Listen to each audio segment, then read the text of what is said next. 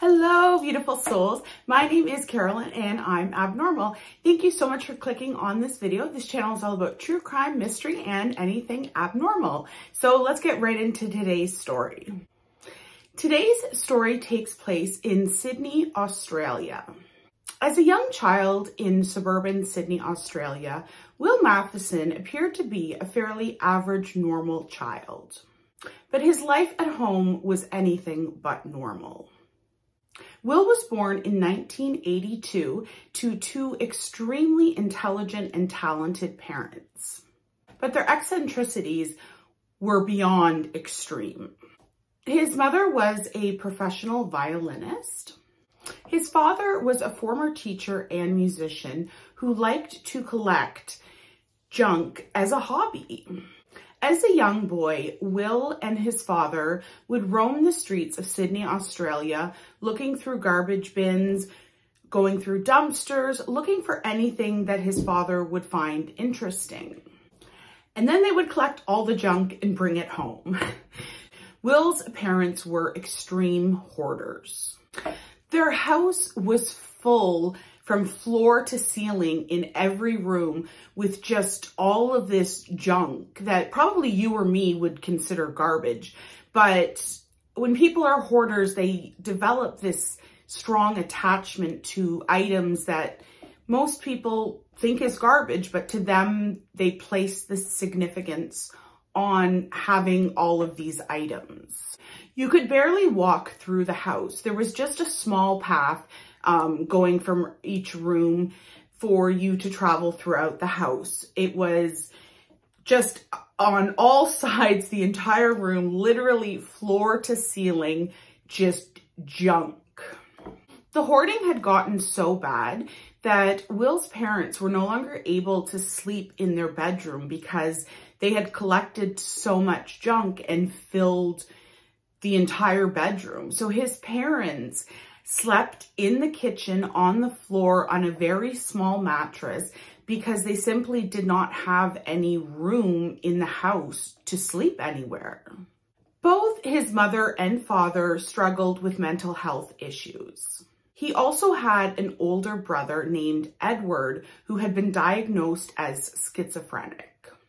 Will was just 9 years old when his 17-year-old brother, Edward, was admitted to a psychiatric hospital. One day, Will had gone to visit his brother and they had walked around the outside, the grounds of the institution, and eventually they ended up on the roof of the hospital.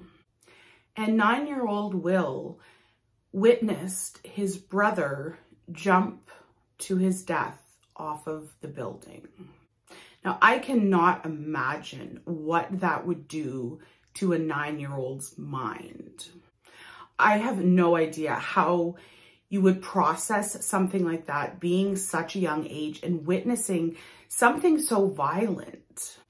And unfortunately, Will's parents were not able to really help him try to process and deal with the emotions and the trauma that he had gone through watching his brother unalive himself right in front of him. So Will more and more started to retreat into his own mind. By his teenage years, Will had developed a deep fixation with death. He also loved to listen to horrorcore music. And if you've watched my videos before, when music ever comes up, I'm a very firm believer that music does not cause anyone to become violent, commit crimes, anything like that. And what horrorcore is it's a subgenre of rap that is very dark, very disturbing. If you've ever heard of Insane Clown Posse, I think they're probably the most popular horrorcore group. Also, some of Eminem's early music was actually considered horrorcore as well. And the theme of the music is very kind of psychotic and violent. Though Will did not have many friends while he was going through school, I didn't read anything that he was bullied or picked on. He just didn't seem to have very many friends. Then in high school, he took up a hobby that made him very popular with the other boys. Will became known in his high school as PK, and PK stand for Porn King. How he ended up with this nickname is, back in the day, if you're young, you may not know this, but when people would get porn movies, they would come on tapes. And what Will would do is he would make many, many copies of the videos, and then he would sell them to the kids at school. And to the other young boys, they loved this because they were very interested in getting copies of these videos. He played several instruments, but he was best at the cello. He played in a quartet where he would play the cello. And the quartet would play various paid gigs around Sydney. When Will finished high school in the year 2000, he had very few friends, and he began to start collecting junk just like he had helped his father do when he was younger. And through this, he developed a fixation on dead animals. And if you watch any true crime at all, you know when someone develops an obsession with dead animals, it's never going to end in a good way. His entire bedroom was decorated with bones and skulls from animals, as well as skins from the animals that he would clean and dry and hang on the wall as decoration. Will made his living breeding rats. And I know a lot of people, rats they think they're adorable. They have them as pets.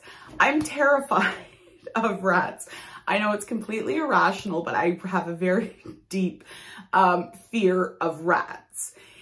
And Will had over 300 rats in his bedroom and bathroom. And while some of them were in cages, a lot of them would just run free. So to me, that was extremely disturbing. I don't know if maybe to other people that may not be quite as disturbing as I found it, but I can't imagine the psyche of someone who has dead animals covering their room, skulls and bones that he would find, and 300 rats running around. Like, nothing about this seems healthy to me. After graduation, Will had continued to play with the quartet, and in April 2001, he was playing at a wedding. And it was at this wedding that he met Lyndsay Van Blanken. The wedding was actually Lyndsay's mother's wedding, and Lyndsay was a bridesmaid at the wedding. And Will, of course, was playing the music. Lyndsay's best friend took notice of Will right away, and by the end of the night, she had given her phone number and Lyndsay's phone number to Will. And it seems like she wasn't personally interested in Will, but she thought that Will would be someone for Lyndsay. So when she was giving her and Lyndsay's phone number, it was kind of in an attempt for her to set up Will and Lyndsay. Lyndsay was a very sweet, shy young woman. She loved to play video games, and she had a passion for drawing and anything artistic. And she was extremely, extremely talented at this. She dreamed of one day working in animation. So not long after the wedding, Will and Lyndsay began dating, but it was a very strange relationship. Will was very standoffish, he was very non-committal, and he was very aloof, as though he really couldn't care one way or the other about anything. And to a lot of people, they may find that kind of a turnoff, but Lyndsay found it extremely intriguing. And the more she got to know about Will's dark side, the more intrigued she became with Will. Over time, the relationship continued and Lyndsay started to change. Lyndsay became very interested in the same macabre things that Will was interested in. She began dressing like him. They would both wear all black clothing. And she also began talking like him, acting like him, almost in a way she was mimicking him. And to her parents, this was very concerning because this was not the Lyndsay that they had known their whole lives. Lyndsay and Will would just walk the streets at night. They loved to walk through cemeteries, and Lyndsay was changing before her parents' eyes, and they were becoming more and more concerned that Will was not having a good effect on their daughter. And the two continued to grow closer, but Will still remained extremely distant and standoffish with Lyndsay, even though they were getting closer. But it seemed the more that Will almost tried to show Lyndsay that he didn't care, it made her want him even more. And they kind of got in this toxic cycle. Eventually, Will told Lyndsay about his brother unaliving himself when Will was just 9 years old. And Will also confided in Lyndsay that he had thoughts of unaliving himself as well. One time, they were talking on the phone, and Will was at his house and Lyndsay was at her house. And Will told Lyndsay that he was going to unalive himself immediately. So Lyndsay panicked, rushed to Will's home. And when she showed up, Will just laughed hysterically in her face. To him, this was just some sick joke. And in my opinion, somebody that would think that is a joke there's something not right up here. Like there's something seriously going on if that's what you think is funny. On Valentine's Day, Lyndsay had bought a little teddy bear and a single rose, and she brought it over to Will's house and left it on his front step. And Lyndsay's mother asked Lyndsay, how did Will like the presents? And Lyndsay's response to her mother was, he gave them back. We don't have a very conventional relationship. And by the time Lyndsay turned 16, her parents became very concerned with the changes that were happening in Lyndsay. She was turning into someone that they didn't recognize. She was very depressed. She was very interested in very dark things. And her parents were concerned that she was getting this from Will. And this is when they kind of started thinking maybe this isn't a good relationship for her. And Lyndsay had always been a very excellent student. And in her senior year, she dropped out. And her parents were very surprised by this. And they weren't quite sure what to do to help her. And her parents did discuss this with Lyndsay, that they felt that the relationship with Will was not a healthy relationship for her. And Lyndsay started to realize that being with Will was really negatively affecting her life, and it really was changing who she was. And she realized that this was not a healthy relationship for her to be in, but she didn't know how to break it off. This was her first serious boyfriend, and she'd never broken up with anyone before, and she really didn't want to hurt Will. So she kind of stayed with him while she tried to figure out how to break up with him. Lyndsay loved to play online video games. Through playing these online video games, she got to know a 20-year-old man from Seattle, Washington. So someone on the complete opposite side of the world. But Brandon and Lyndsay, they became very close very quickly, and things began to become romantic between the two of them. But Lyndsay still had not broken up with Will. During this time, Lyndsay found out that Disney was opening an animation office in Sydney, Australia, where she lived.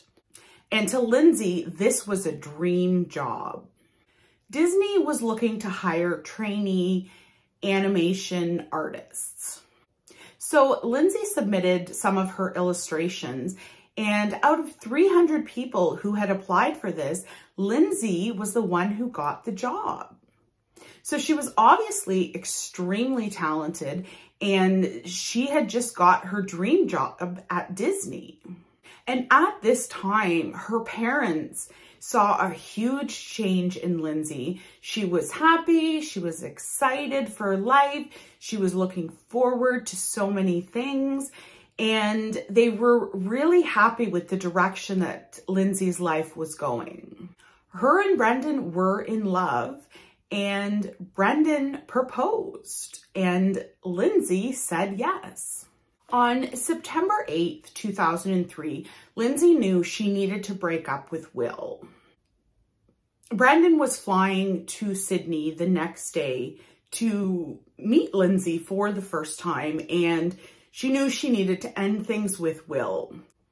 When Lyndsay broke up with Will, she did not tell him that she was engaged to someone else. She just simply told him that she no longer wanted to be in a relationship. Will did not handle this well at all. Will was sad, he was heartbroken, he begged Lyndsay to stay with him, but Lyndsay was strong and she knew she needed to make the decision of what was best for her, and that was breaking up with Will. Will then told Lyndsay if she did break up with him, he would unalive himself. But Lyndsay stayed strong and knew she needed out of this toxic relationship. So Lyndsay ended the relationship. The next day when Brendan arrived, it was everything that Lyndsay and Brendan had hoped for. Their love was just as strong, and they were so excited to be getting married, starting their life together, and Lyndsay starting this amazing new job. Lyndsay was on top of the world. She had everything going for her, and she was finally happy and free from Will. So she thought.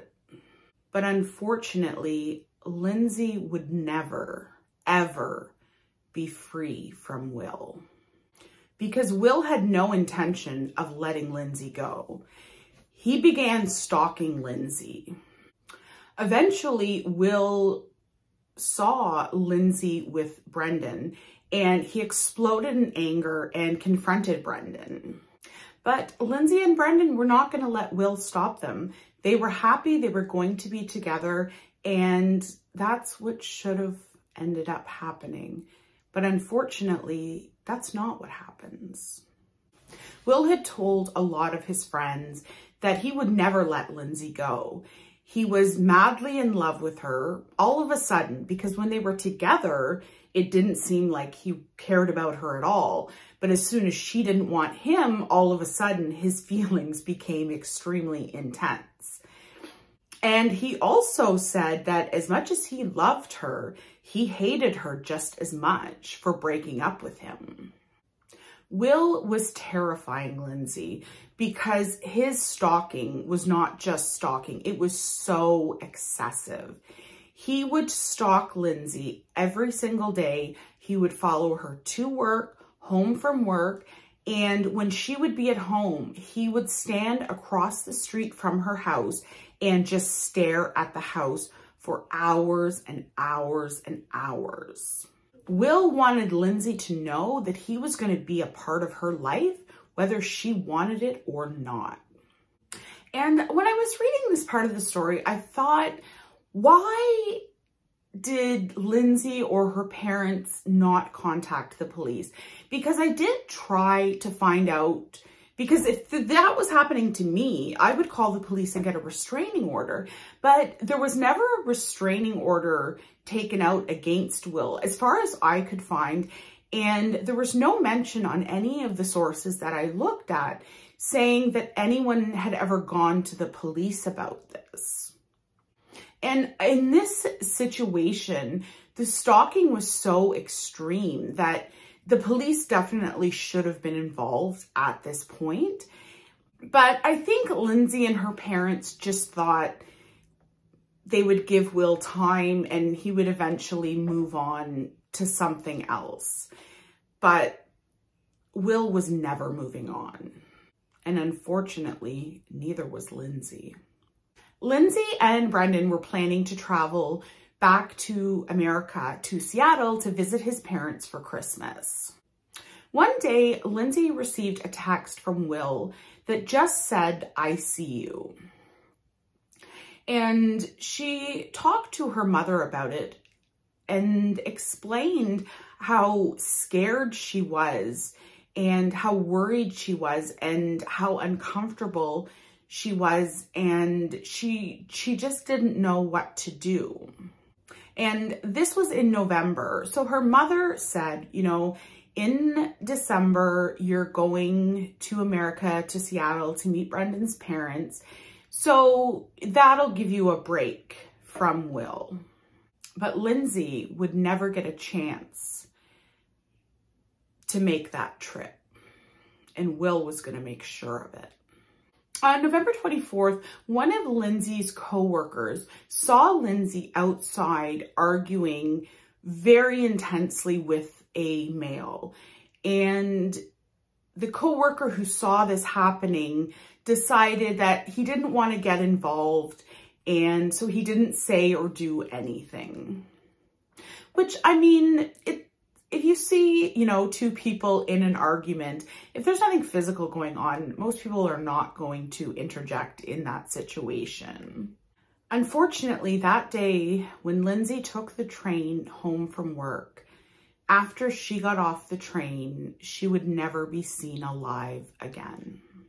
Later that evening, when she hadn't returned home and it had been hours and hours past the time that she would normally get home, Brendan and her parents were extremely concerned, and Brendan decided that he was going to call the police and report her missing. And Brendan and her parents both informed the police right away that she had been being stalked by Will, and that he was a disturbed individual, and they believed very strongly that whatever was wrong had been caused by Will. And everyone in Lyndsay's life suspected Will immediately. And Lyndsay's sister decided she was going to call Will. So she called Will, and he said that he had seen her get off the train after work. The two of them had gone for a walk for about 10 to 15 minutes. And he said the last place he saw Lyndsay was in an alley behind a pub. And everyone immediately knew that this was a lie. Lyndsay was terrified of Will at this point. There's no way she would have gone on a walk with Will. And they couldn't understand what would she be doing in an alley behind a pub. Like, her normal routine was when she got off work, she got off the train and she went home immediately. If she was ever, you know, going out with friends or doing something with Brendan, she always let everyone in her life know. Her parents would know if she wasn't going to be returning home. Brendan would know if she was going off to do something with a friend. So everyone knew that this was a complete lie. And adding even more confusion, when Lyndsay's sister was on the phone with Will asking him about Lyndsay, his father, Will's father, took the phone from Will and said to Lyndsay's sister, "I never saw blood on his hands." So the red flags are flying. So the red flags are flying at this point. Like, what the hell is this dad talking about? And the concern for Lyndsay just grew. 2 days after Lyndsay had gone missing, the police had interviewed Will. Now, I don't understand why it took 2 days for the police to interview Will. When they had the entire family insisting that Will must have been the person responsible, I don't understand why the police would not have gone and interviewed Will the night that she was reported missing. Unfortunately, even if they had, it wouldn't have made any difference. The police were very suspicious of Will just by his demeanor. He was very kind of aloof, laid back, and everything he answered was in a monotone voice, and they just felt like something was wrong. And when they had asked Will had told the police the exact same story that he had told Lyndsay's sister, that the last time he had seen her was behind the alley of a pub. Police asked Will for his DNA, his fingerprints, and they wanted to see his body and take photographs of his body. And when Will took his shirt off, the police were horrified to see that he was covered in scratches and injuries all over his body. And police knew that this was a sign of someone trying to defend themselves, someone trying to fight off an attacker. And they asked Will, obviously, like, what is happening all over your body? And Will's said that it was his cats and his rats. And the police weren't buying any of it, but they didn't have enough to hold him at this time, so they had to release him. And during that interview, Will had said to the police that he was very concerned with Lyndsay's whereabouts. But when they looked at his phone records, Will had called Lyndsay's family and friends, but he had never called Lyndsay. And normally, if somebody in my life was missing, the first thing I would do if I was concerned trying to find someone I knew is I would call them. I would obviously call family and friends and all of that afterwards, but the first call you would make is to the person that's missing. Will never called Lyndsay, and that was because Will knew she wasn't going to answer the phone. Police did extensive searches around where she had been last seen at the train station, and they looked all over the place trying to find any clue of anything that could tell them anything about where Lyndsay was, what had happened. And unfortunately, the police could not find anything to give them any direction as to what had happened to Lyndsay, where she was, and if she was okay. 2 weeks after Lyndsay had gone missing, police received a phone call from someone who said that there was a suspicious male that was walking around their neighborhood at 1:30 in the morning, and the person had called, suspected that maybe this was someone who was trying to break into someone's house. They were just concerned, and they wanted the police to come out to see what was going on with this guy. And the guy turned out to be Will. And when the police came and saw that it was Will, they searched his backpack that he had on him. And in his backpack were a pair of metal scissors, a box cutter, a hatchet, latex gloves, and industrial strength disinfectant. And when they asked Will what he was doing, he said he was going for a picnic. So, Willie boy, you're going for a picnic with your hatchet? Police at this point believed that Will had killed Lyndsay and that he was going to dismember and dispose of her body. Unfortunately, at this point, police still didn't have enough to hold Will. But what they did do was they started a 24-hour surveillance on him. So the stalker was getting stalked by the police. Nice one. On January 10th, 2004, a maintenance worker had received a number of calls about a foul odor coming from a room in an apartment complex. The maintenance worker went to the storage room to investigate what the smell was. When he walked into the storage room, he was overpowered by a horrific odor, and he saw a very large cricket sports bag on the ground, and he believed that's where the smell was coming from. So he took out a pocket knife and cut open the bag, and a small human hand fell out. It was Lyndsay. They had identified her based on her clothing and her engagement ring. She had been strangled using cable ties. Her fingernails were almost missing, and the medical examiner believed that this was because she had tried so hard to fight for her life, and she was fighting her attacker so intensely that she literally was ripping her own fingernails off. This girl, she didn't go easy. She fought hard for her life, but unfortunately, it wasn't enough.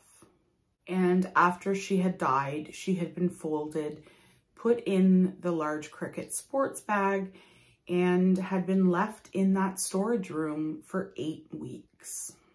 The day after Lyndsay's body was found, Will had a complete mental breakdown. He had been at home with his parents, and on the news, they were obviously talking about the discovery of Lyndsay's body. And Will said, "I think I've done that." Did his parents call the police? Absolutely not. They put him into a psychiatric hospital, and he stayed there for 8 weeks. And while he was in the hospital, the police were not allowed to interrogate him. What they did do was they got a search warrant to search his room. And in his room, they found a lot of voice recordings. And they weren't good. Probably the most damaging voice recording, I'll read it just so I get it exact, was, "Just the other day, I watched you pass away. You said, 'I love you. Please let me stay.